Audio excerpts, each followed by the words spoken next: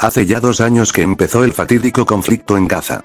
Miles de inocentes, muriendo cada día por culpa de las decisiones de élites corruptas que hacen del mundo su tablero de ajedrez. Entonces, no por nada se le llama genocidio, porque un montón de gente está muriendo, por motivos religiosos.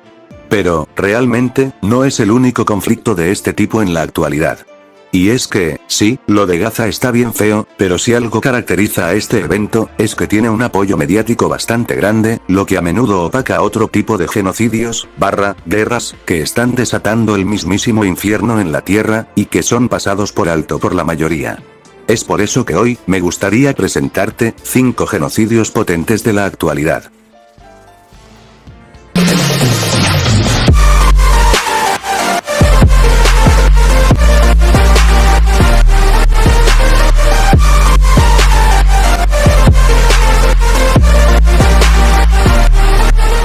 Arrancamos el top con uno que, si bien no es fácil ponerlo en la categoría de genocidio, tiene pinta de ser grave y, francamente, muy injusto. Y es que, ya lo sabemos, en Marruecos la población no vive precisamente en paz. Represión, libertad de expresión pisoteada, un rey con tanto poder que podría barrer con el parlamento si le da la gana, pero no estamos aquí para hablar de Marruecos entero, sino de un territorio que este país se empeña en controlar a toda costa, el Sáhara Occidental. Hasta 1975, ese territorio era español.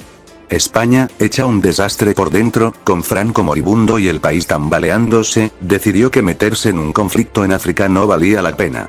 Firmó los acuerdos de Madrid, y básicamente le cedió la administración a Marruecos y Mauritania. Marruecos no esperó ni un segundo. Ocupó el territorio con su ejército y una multitud de civiles, dejando a los saharauis tirados, aunque la ONU, aunque en la práctica no haga una mierda, ya había marcado ese terreno como pendiente de descolonización desde hacía tiempo. Después vino lo que viene. Represión constante para cualquiera que reclame independencia, derechos humanos pisoteados, y una población atrapada entre la espada y la pared. Y los que huyeron no la tienen más fácil. Viven en campamentos en el desierto, donde las mujeres y los niños sufren malnutrición crónica, sanidad pésima, educación limitada y un paro que hace que economía suene a chiste. La ayuda humanitaria es lo único que mantiene a flote a generaciones enteras que nacieron esperando algo que nunca llega. Yéndonos más hacia el este, podemos encontrar el conflicto de Darfur.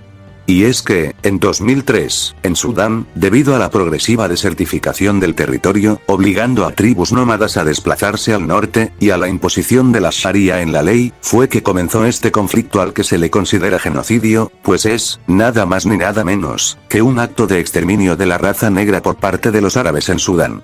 Aunque algo curioso a destacar, es que, si bien los medios de comunicación y países como los Estados Unidos han considerado esto como genocidio, la ONU no lo ha hecho, y es esta misma indiferencia internacional la que ha permitido que la situación siga y empeore, con 200.000 personas asesinadas o más desde el inicio del conflicto, cosa que sabemos gracias a cálculos hechos por la ONU. Sí, no pregunten, porque yo tampoco lo entiendo. Pero sí, es otro conflicto muy grave, que ha obligado a la población afectada a vivir refugiados o en descampados con educación y clínicas improvisadas, donde si no llega la ayuda humanitaria directamente te mueres de hambre, o habiendo escapado al Chad. Simplemente muy triste. El genocidio de la República Democrática del Congo, también conocida como la Guerra del Coltán, es un conflicto que empezó hace mucho, y que muchos consideran que persiste en la actualidad. Para entenderlo tenemos que irnos décadas atrás, cuando, en Ruanda, se dieron los enfrentamientos entre los grupos étnicos de los Hutus y los Tutsis, quienes se encontraron divididos a causa de la pasada colonización belga del territorio. Estos grupos étnicos ya existían, pero Bélgica se encargó de etiquetarlos y encasillarnos aún más, y, cuando terminó la ocupación belga, Ruanda se encontraba en un panorama complicado, con una minoría tutsi gobernando fuertemente, y muchos hutus sintiéndose oprimidos y hasta las narices. A finales del siglo XX, fue que ocurrió una guerra civil entre estos grupos, y, en 1994, poco después del final de esa guerra, los hutus protagonizaron el que ha sido considerado como uno de los genocidios más potentes de la historia moderna. El genocidio de Ruanda. Durante la guerra civil, los tutsis habían matado a muchos con ayuda del nuevo gobierno ugandés del momento, y, ahora, los hutus querían venganza. De esa manera comenzarían a matar a todo tutsi que se encontrara por ahí. Aunque, finalmente la guerra la ganaron los Tutsis, obligando a miles de Hutus a refugiarse en el Congo, donde hacía poco que Estados Unidos había puesto un dictador.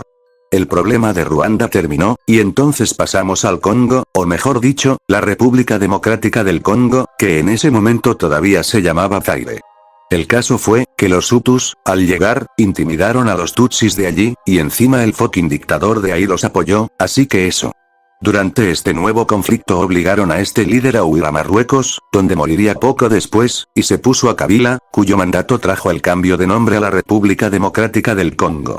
Este habría sido apoyado por los Tutsis, pero al llegar al poder los expulsó, cosas que no les gustó un pelo, y comenzaron a controlar buena parte del país, donde se quedarían explotando coltán, un valiosísimo mineral que se usa, por ejemplo, en componentes de ordenadores y diversos dispositivos electrónicos.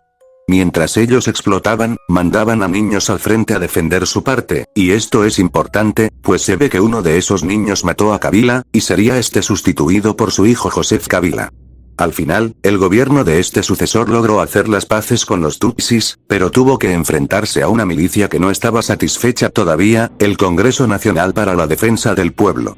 Llegaron a un acuerdo, y estos fueron admitidos en el ejército, pero al no contentarse con sus condiciones, se creó el grupo M23, que sigue hoy en día acorralando y dejando indefensos a los congoleños de a pie, al mismo tiempo que se apropian del coltán. De esa manera, muchos de sus habitantes viven con miedo, y en una situación injusta, y por eso se dice que la guerra del coltán nunca terminó realmente. Vale también la pena recalcar, que la ONU, mandó cascos azules durante todos estos eventos, pero más que hacer algo quedaron como los inútiles que son. Ahora nos toca hablar de un genocidio marcado por la religión. Y es que, durante mucho tiempo, Nigeria ha sido un país dividido por musulmanes, en el norte, y cristianos, en el sur.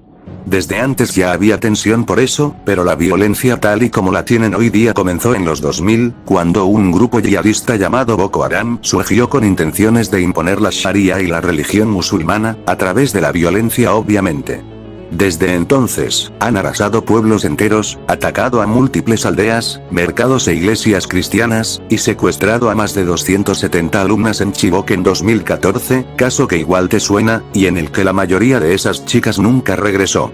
Actualmente, muchos pueblos se encuentran ya vacíos, con miles de personas o muertas o refugiadas en campamentos improvisados, y con las mujeres y los niños siendo abusados, violados y maltratados por los islamistas. Así, Nigeria se ha convertido en un infierno para los que quieran practicar el cristianismo, y, en general, para cualquiera que quiera practicar cualquier otra religión que no sea el Islam en paz. Y, si a eso le sumas la corrupción del gobierno, que al ejército le interesa más el poder que la defensa, y que, a nivel internacional nadie hace nada, tenemos como resultado, una gran injusticia religiosa.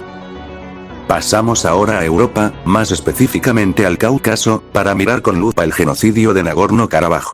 El caso de este territorio, es cuanto menos curioso, ya que, en comparación con los anteriores del top, no tiene números tan altos, pero se trata más bien, de una región aislada y bloqueada comercialmente. La manzana de la discordia fue el colapso de la Unión Soviética. Como ya sabemos, muchos países independientes salieron de esta separación, y entre ellos estaban Armenia y Azerbaiyán.